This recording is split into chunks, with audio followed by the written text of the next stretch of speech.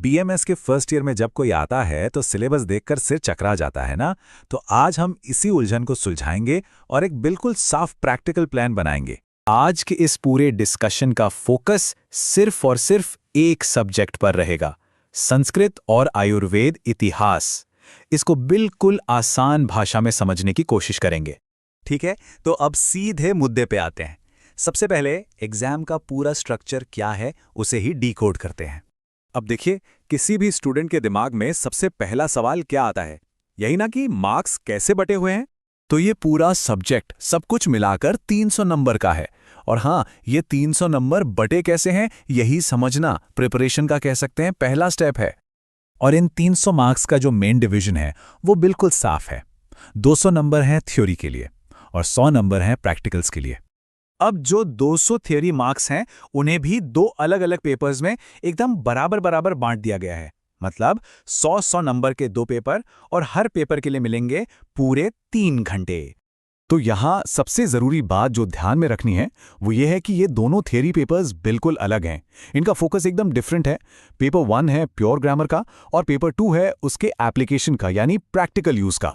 तो चलिए पहले पेपर 1 को ज़रा डिटेल में देखते हैं, समझते हैं कि ये प्योर संस्कृत में एक स्ट्रॉन्ग फाउंडेशन बनाने में कैसे मदद करता है। पेपर 1, जैसा मैंने कहा, पूरी तरह से संस्कृत ग्रामर पर बेस्ड है। इसमें आपको सब कुछ मिलेगा, मल्टीपल चॉइस क्वेश्चंस भी, शॉर्ट आंसर क्वेश्चंस भी और लॉन्ग आंसर क्वेश्चंस भी। अब इसमें भी सबसे मज़ेदार बात क्या है, ये जानना कि फोकस कहाँ करना है। मार्क्स डिस्ट्रीब्यूशन को देखें तो साफ पता चलता है कि संधि, कारक प्रकरणम और समास ये वो टॉपिक्स हैं जिन पर सबसे ज्यादा ध्यान देना है। सीधे सीधे 15-15 नंबर के हैं ये। ठीक है, पेपर 1 तो समझ आ गया। अब आगे बढ़ते हैं और पेपर 2 को ब्रेक डाउन करते हैं। इसमें जैसा कि हम देख सकते हैं, अप्लाइड संस्कृत और आयुर्वेद का इतिहास दोनों का कॉम्बिनेशन है। ये पेपर स्ट्रैटेजी के हिसाब से बिल्कुल अलग है। सोचिए, 80 नंबर तो अप्लाइड संस्कृत के लिए हैं और बचे हुए 20 नंबर आयुर्वेद इतिहास के हैं, वो भी सिर्फ एमसीक्यूज में। मतलब हिस्ट्री के लिए लॉन्ग आंसर्स रटने की जरूरत नहीं। पेपर 2 के संस्कृत वाले पार्ट में फोकस ग्रामर से हटकर एप्लीकेशन पर चला जाता है। और देखिए, सबसे बड़ा चंक कहाँ है? अन्वय लेखनम यानी श्लोकों की व्याख्या में पूरे 30 नंबर। ये तो गेम चेंजर है। इसका सीधा सा मतलब ये है कि हिस्ट्री वाले पार्ट के लिए बहुत डीप डाइव करने की जरूरत नहीं है। फोकस होना चाहिए ब्रॉड नॉलेज पर, ताकि एमसीक्यूज आराम से सॉल्व हो जाएं। ज्यादा से ज्यादा फैक्ट्स याद रखने हैं। तो थियरी पेपर्स का पूरा मैप तो हमारे सामने है। अब बात करते हैं उन 100 नंबरों की जो प्रैक्टिकल एग्जाम के लिए रखे गए हैं। ये जो 100 प्रैक्टिकल मार्क्स हैं, इनमें से सबसे बड़ा हिस्सा मतलब पूरे 75 नंबर सिर्फ वाइवा के हैं। जी हाँ, वाइवा यानी आपकी ओरल एग्जाम। बाकी 15 नंबर इंटरनल असेसमेंट के और 10 इलेक्टिव के हैं। और ये जो 75 नंबर का वाइवा है ना, ये सिर्फ नॉलेज टेस्ट नहीं है। इसमें सब कुछ चेक होता है। आप संस्कृत पढ़ कैसे रहे हैं, सेंटेंस बना पा रहे हैं या नहीं, श्लोक का अन्वय कर पा रहे हैं या नहीं, यहां तक कि आपके कम्युनिकेशन स्किल्स पर भी नंबर हैं। तो अब जब हमने पूरा ब्रेकडाउन देख लिया है, मार्क्स, पेपर्स, प्रैक्टिकल्स, सब कुछ, तो सबसे बड़ा सवाल ये है कि इस सब्जेक्ट को टैकल करने की सबसे स्मार्ट स्ट्रैटेजी क्या होनी चाहिए। तो देखिए, निचोड़ बस इतना सा है, हमें सिर्फ हार्डवर्क नहीं, स्मार्ट वर्क करना है। पेपर 1 के लिए हाई स्कोरिंग ग्रामर टॉपिक्स पर फोकस करना है, जैसे संधि। पेपर 2 के लिए अन्वय पर मास्टर स्ट्रोक मारना है। वीवा के लिए रोज थोड़ा थोड़ा बोलने और पढ़ने की प्रैक्टिस करनी है। और ये याद रखना है कि आयुर्वेद इतिहास सिर्फ एमसीक्यूज के लिए पढ़ना है। बस अपनी तैयारी को एग्जाम के पैटर्न के हिसाब से ढालना है। यही है जीत का मंत्र।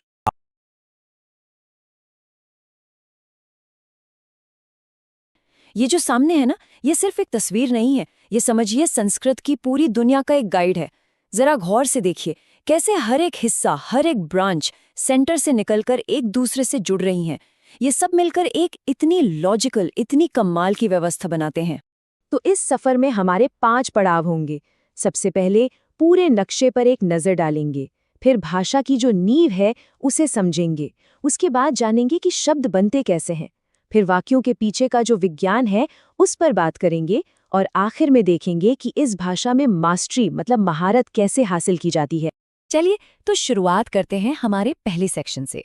अलग अलग हिस्सों की गहराई में जाने से पहले ना, ये समझना बहुत जरूरी है कि ये पूरा सिस्टम, ये पूरा नक्शा एक साथ काम कैसे करता है। एक बर्ड्स आई व्यू लेते हैं।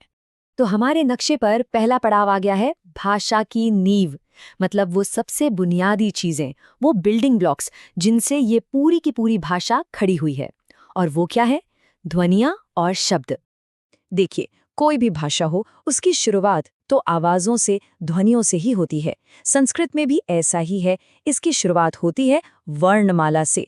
पर यहाँ एक बहुत ही दिलचस्प बात है, इसकी वर्णमाला को बहुत ज़्यादा साइंटिफिक माना जाता है। क्यों?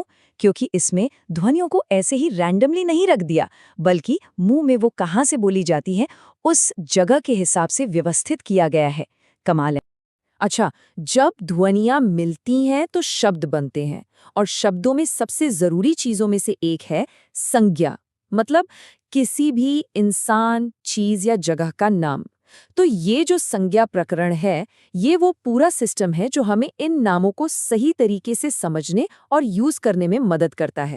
और यहीं से संस्कृत का असली जादू शुरू होता है।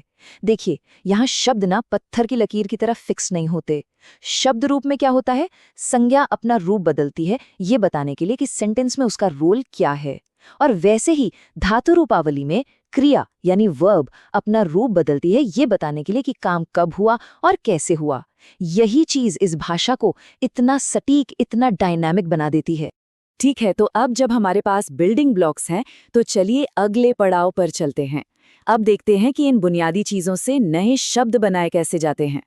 नए शब्द बनाने के लिए ना संस्कृत के पास दो बहुत ही कमाल के टूल्स हैं, उपसर्ग और प्रत्यय, मतलब प्रीफिक्सेस एंड सफिक्सेस। जरा सोचिए, एक शब्द है हार, अब इसके आगे प्र लगा दिया तो बन गया प्रहार, और अगर वी लगा दिया तो बन गया विहार। देखा, मतलब ही पूरी तरह बदल गया। और ठीक इसी तरह प्रत्यय शब्द के आखिर में जुड़कर अपना काम करते हैं। अब संस्कृत की एक और शानदार खूबी पर आते हैं, संधि। अब ये सिर्फ दो शब्दों को चिपकाना नहीं है, नहीं, ये एक पूरी वैज्ञानिक प्रक्रिया है।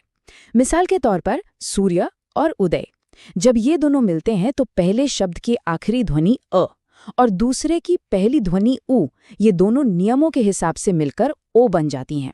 और नतीजा क्या होता है? एक बिल्कुल नया और बोलने में आसान शब्द, सूर्योदय। और फिर आता है समास। ये तो समझिए शब्दों को मिलाकर एक नया शब्द बनाने की कला है। ये सच में संस्कृत की एक सुपर पावर है। इसकी मदद से ना एक ही शब्द में पूरी की पूरी कहानी कह सकते हैं। जैसे एक शब्द है चक्रपाणी, इसका मतलब क्या हुआ? जिसके हाथ में चक्र है, यानी भगवान विष्णु। देखे कितना कुछ बस एक ही शब्द में सिमट गया। तो हमने शब्द बनाने तो सीख लिए, अब सवाल ये है कि ये शब्द मिलकर एक मीनिंगफुल, एक सार्थक वाक्य कैसे बनाते हैं। चलिए देखते हैं। किसी भी वाक्य में शब्दों को सही जगह पर फिट करने के लिए 3 चीजें बहुत जरूरी हैं। एक है अव्यय, ये वो मजबूत कड़ी है जो कभी नहीं बदलती, हमेशा वैसी ही रहती है। फिर है कारक, जो हर शब्द को उसका रोल बताता है, जैसे कि वो राजा है या सैनिक। और तीसरा है अन्वय, जो हमें पूरे वाक्य के स्ट्रक्चर को, उसकी बनावट को समझने में मदद करता है। और इन सब में कारक शायद सबसे ज्यादा जरूरी है। आप इसे ऐसे समझ सकते हैं कि ये किसी वाक्य में हर शब्द का जॉब डिस्क्रिप्शन है। यही बताता है कि काम कौन कर रहा है, यानी कर्ता कौन है, काम किस पर हो रहा है, यानी कर्म क्या है, और काम किसकी मदद से हो रहा है। सच कहूं तो कारक के बिना एक वाक्य सिर्फ शब्दों का ढेर है, जिसका कोई मतलब नहीं। और अब हम अपने यात्रा के आखिरी पड़ाव पर पहुंच गए हैं, भाषा को निखारना, उसे रिफाइन करना। ये सेक्शन इस बारे में है कि अब तक जो कुछ भी हमने सीखा है, उसे असल में लागू कैसे करें और उसमें मास्टरी कैसे हासिल करें। तो अब हम हैं महारत की राह पर। यहाँ क्या होता है? हम अपनी गलतियों को सुधारते हैं, यानी अशुद्धि संशोधन। व्याकरण के जो नियम हैं, उनकी परिभाषाओं को और गहराई से समझते हैं। शब्दों की जड़ें कहाँ से आएं, ये जानते हैं। और सबसे ज़रूरी बात, इस सारी नॉलेज का इस्तेमाल हम पंचतंत्र जैसी महान कहानियों को पढ़ने और समझने में करते हैं। और सच पूछिए तो यही इस पूरी यात्रा का निचोड़ है। असली मकसद सिर्फ नियम रटना नहीं है, कभी नहीं था। असली मकसद तो पंचतंत्र जैसे ग्रंथों के दरवाजे खोलना है, उनकी कहानियों को, उनके ज्ञान को सीधे सीधे सोर्स से समझना है। तो चलिए कहानी की शुरुआत से शुरू करते हैं। हर बड़ी कहानी की तरह आयुर्वेद की जड़ें भी बहुत बहुत गहरी हैं। हम चल रहे हैं उस दौर में जब ज्ञान को इंसानी खोज नहीं बल्कि एक दिव्य वरदान माना जाता था। अब आयुर्वेद का जो सफर है ना, वो कोई सीधी सपाट सड़क नहीं है। ये तो कुछ इस नक्शे जैसा है, कई रास्ते, कई मोड़, और हम अपनी यात्रा में इसी नक्शे का सहारा लेंगे। हम इसके हर एक रास्ते, हर एक मोड़ को समझेंगे। देवताओं से इसकी शुरुआत कैसे हुई से लेकर आज के आधुनिक युग तक ये कैसे पहुंचा। तो सबसे पहली बात, आयुर्वेदावतरण। इसका मतलब है आयुर्वेद का अवतरण। देखिए, मान्यता ये है कि ये ज्ञान इंसानों ने नहीं खोजा, ये तो एक दिव्य उपहार है जो सबसे पहले देवताओं से ऋषियों तक पहुंचा और फिर ऋषियों से हम सब तक, यानी पूरी मानवता तक। और पता है, इसी एक विश्वास ने इसे सिर्फ एक मेडिकल सिस्टम नहीं रहने दिया, बल्कि इससे कहीं ज्यादा कुछ पवित्र और शक्तिशाली बना दिया। अच्छा, तो ज्ञान तो आ गया, लेकिन एक दिव्य उपहार को पीढ़ी दर पीढ़ी आगे कैसे बढ़ाया जाए? यहीं पर कहानी में एक बहुत बड़ा मोड़ आता है, जब ये सारा मौखिक ज्ञान पहली बार लिखा गया, और यहीं से शुरू हुआ आयुर्वेद के ज्ञान का स्वर्ण युग। इस जमाने को कहते हैं संहिता काल, मतलब संकलन का युग। ये सच में एक क्रांतिकारी समय था, क्योंकि पहली बार ज्ञान को व्यवस्थित तरीके से बड़े बड़े ग्रंथों में लिखा गया, जिन्हें संहिता कहते हैं। आप इसे आयुर्वेद का पहला विश्वकोश समझ सकते हैं। इसी ने इस ज्ञान को हमेशा के लिए अमर बना दिया। अब सोचिए, अगर संहिताएं एक बहुत बड़ी विशाल लाइब्रेरी थीं, तो लघुत्रयी क्या थीं? वो थीं उस लाइब्रेरी की सबसे ज्यादा पढ़ी जाने वाली किताबें, मतलब बेस्ट सेलर्स। इन लघुत्रयी ग्रंथों का काम था संहिताओं के उस गहरे जटिल ज्ञान को आसान बनाना, प्रैक्टिकल बनाना, ताकि आम लोग भी इसे समझ सकें और इस्तेमाल कर सकें। तो यहाँ ये फर्क बिल्कुल साफ दिखता है। एक तरफ है संहिता काल, जो इस ज्ञान की गहरी फैली हुई जड़ों की तरह है, एकदम मूलभूत, और दूसरी तरफ है लघुत्रयी, जो उन जड़ों पर बना एक साफ सुथरा व्यावहारिक ढांचा है। सच तो ये है कि एक के बिना दूसरा अधूरा है, दोनों ही जरूरी है। ज्ञान को लिख लेना एक बहुत बड़ी उपलब्धि थी, इसमें कोई शक नहीं, लेकिन उसे सदियों तक बचाए रखना, वो भी तब जब साम्राज्य बदल रहे हों, वक्त की मार पड़ रही हो, ये बिल्कुल अलग चुनौती थी। अब हम कहानी के उसी हिस्से में चल रहे हैं जहां आयुर्वेद की सबसे बड़ी और सबसे कठिन परीक्षा हुई। और इसी दौर में एक बहुत ही दिलचस्प बात सामने आती है। पता है, आयुर्वेद सिर्फ इंसानों के इलाज तक ही सीमित नहीं था। नहीं, इसके सिद्धांत पौधों और पेड़ों की सेहत पर भी लागू होते थे, जिसे कहते थे वृक्षायुर्वेद। और तो और हाथियों के इलाज के लिए भी एक पूरी शाखा थी, हस्ती आयुर्वेद। इससे क्या पता चलता है? यही कि ये सिर्फ एक दवा की पद्धति नहीं थी, बल्कि जीवन को देखने का एक पूरा का पूरा नजरिया था। ये जो टाइमलाइन है ना, ये आयुर्वेद के सफर के उतार चढ़ाव की पूरी कहानी कहती है। देखिए, सम्राट अशोक के समय में इसे शाही संरक्षण मिला और ये अपने शिखर पर पहुंच गया। फिर मुगल काल आया, जहां ये यूनानी जैसी दूसरी चिकित्सा प्रणालियों के साथ साथ चला, एक दूसरे से सीखा। लेकिन फिर आया ब्रिटिश राज, और ये आयुर्वेद के लिए सबसे मुश्किल दौर था। कोई सरकारी समर्थन नहीं था, ऊपर से पश्चिमी चिकित्सा का दबाव। नतीजा, इसे लगभग हाशिए पर ही धकेल दिया गया। लेकिन कहते हैं ना, हर महान कहानी में एक जबरदस्त वापसी होती है, और आयुर्वेद की कहानी भी कुछ ऐसी ही है। हाशिए पर धकेले जाने के बावजूद इसने आधुनिक युग में एक ऐसी वापसी की जिसकी शायद किसी ने उम्मीद नहीं की थी। तो ये आधुनिक पुनर्जन्म हुआ कैसे? इसकी शुरुआत हुई भारत की आज़ादी के साथ। सबसे पहले इसे एक औपचारिक शिक्षा प्रणाली का हिस्सा बनाया गया, कॉलेजों में इसकी पढ़ाई शुरू हुई। फिर नए जमाने के लेखकों ने इसके प्राचीन ज्ञान को आज के हिसाब से ढाला, और बस धीरे धीरे इसकी जो गूंज थी वो भारत की सीमाओं को लांघकर पूरी दुनिया में फैल गई। और आज की तस्वीर क्या है? आज भारत की धरती में जन्मा ये प्राचीन वृक्ष पूरी दुनिया में अपनी शाखाएं फैला चुका है। ये इस बात का सबसे बड़ा सबूत है कि सेहत से जुड़ा सच्चा ज्ञान किसी एक देश या किसी एक समय की जागीर नहीं होता। ये तो पूरी इंसानियत की साझी विरासत है।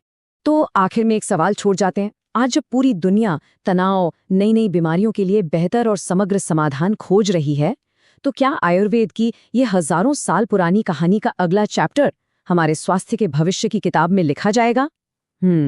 शायद इसका जवाब हम सबको मिलकर ही लिखना है।